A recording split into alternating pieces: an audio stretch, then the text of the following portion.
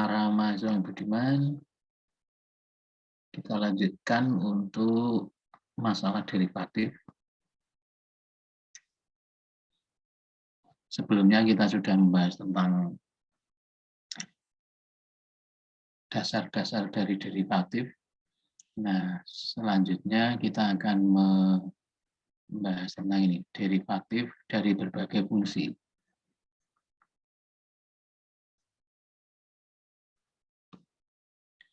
Nanti kita bagi menjadi 5 bagian. Yang pertama adalah derivatif fungsi aljabar, kemudian derivatif fungsi trigonometri, kemudian yang ketiga adalah inverse trigonometri, atau sering juga disebut sebagai siklometri. Kemudian yang keempat adalah fungsi berpangkat atau sering dinamakan sebagai fungsi eksponensial dan fungsi logaritma. Kemudian yang terakhir adalah fungsi hiperbolik. Ini nanti untuk masalah turunan atau derivatif, kita bagi menjadi 5 kelompok ini. Nah, untuk yang pertama, kita akan membahas tentang derivatif fungsi aljabar. Rumusnya seperti ini. Kalau kita punya fungsi, 3 buah fungsi ya, kita beri nama U, V, dan W, di mana ketiga fungsi ini dapat didiferensialkan atau diderivatifkan terhadap X. Maka akan berlaku beberapa rumus seperti ini. Yang pertama adalah kalau kita menderivatifkan sebuah fungsi yang mana fungsinya itu berisi konstanta. Di sini disimbolkan dengan C, maka derivatifnya adalah 0 hasilnya.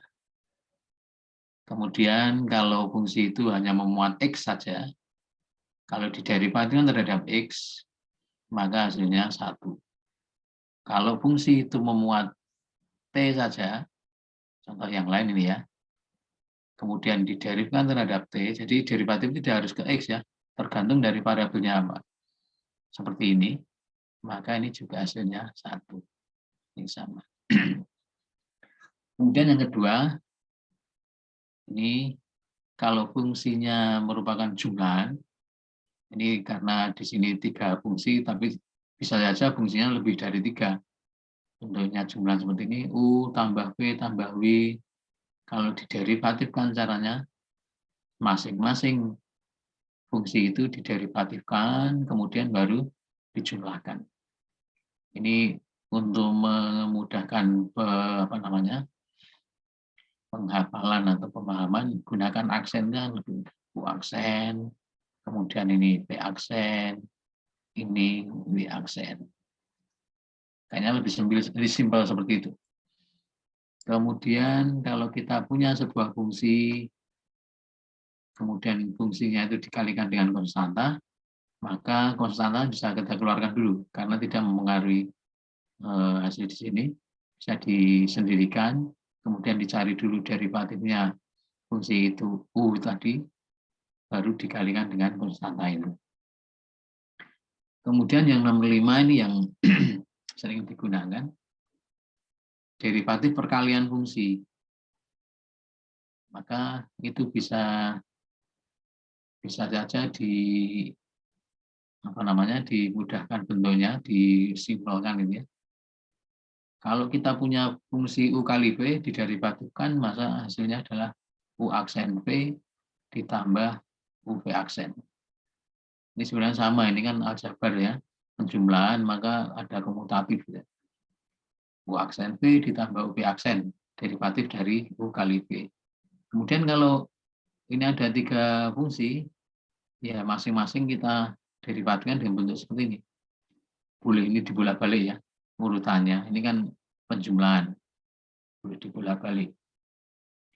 Jadi bisa saja ini dengan menggunakan aksen, U aksen V kali W ditambah U V aksen kali W ditambah U V W aksen.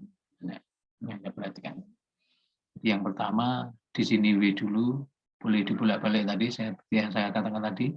Kemudian U aksen V, W, kemudian ini U aksen V kali W. Jadi ini lebih mudah mengingatnya daripada bentuk ini ya. Kemudian nomor 7, kalau kita punya fungsi dibagi dengan konstanta, ya kita sendirikan konstanta dulu, kemudian kita cari derivatifnya. Tentu saja dengan catatan C tidak boleh sama dengan 0. Kemudian kalau bentuknya konstanta dibagi fungsi, ya ini seperti pembagian fungsi seper ya. Atau bisa saja ini Anda yang seper U ini, kan bisa dimaknai sebagai U pangkat min 1 gitu ya. Maka derivatifnya kita pangkatnya ini kita kalikan dengan C, kemudian pangkatnya kan dikurangi 1, jadi pangkat min 2. Berarti min C per pangkat 2, kemudian U ini diderivatifkan. Nah ini nanti ada di nomor nih, di nomor 11 ini sebenarnya. Hampir sama nomor 8. Kemudian nomor 9, kalau kita punya sebuah permasalahan dalam hal ini fungsinya pembagian, maka bisa juga diingat-ingat menggunakan aksen tadi. Anda perhatikan di sini, P, U, DU, DX ya. Berarti U-nya diderivatifkan dulu, kalikan pembaginya atau penyebut, kemudian dikurangi U kali DV, DX. Jadi penyebutnya di suku kedua, dibagi V kuadrat, penyebutnya di kuadrat. Atau kalau menggunakan aksen, bisa dituliskan seperti ini, U aksen V dikurangi U V aksen dibagi V kuadrat. Kalau lebih simpel seperti ini kan ya, untuk menghafalkannya. Baik, untuk nomor 10. Kalau kita punya X pangkat M, maka caranya pangkatnya dikalikan dengan konstanta, kebetulan konstanta 1 ya, M kali 1 sebenarnya ini. Kemudian pangkatnya dikurangi 1. Kemudian yang 11 yang saya katakan tadi seperti nomor 8 ini kan pangkatnya M, maka M kali U, M-nya dikurangi 1 pangkatnya, kemudian U-nya diderivatifkan. Kemudian yang ke-12 ini pemahamannya kalau di dx itu bisa juga dinyatakan sebagai seper dx per dy. Nanti akan kita gunakan saat kita membahas tentang fungsi komposit dan implisit. Kemudian untuk yang nomor 13 ini sering disebut sebagai dalil rantai atau penderivatifannya itu berlantai. Jadi kalau dy dx itu bisa dy du, kemudian du dx dikalikan du dx berlantai. Nah ini adalah bentuk-bentuk derivatif dari fungsi aljabar, di mana rumus-rumusnya bisa Anda cek di sini. Dan sekali lagi untuk menghafalkannya saya kira lebih sederhana kalau menggunakan aksen ya. Simbol dari derivatif kan beberapa sudah kita bahas di awal. Ini untuk fungsi aljabar. Baik, saya kira untuk fungsi aljabar rumus-rumusnya seperti itu. Nanti kita berikan contohnya bagaimana menderivatifkan fungsi aljabar. Semangat untuk belajar. Kita lanjutkan nanti. Terima kasih.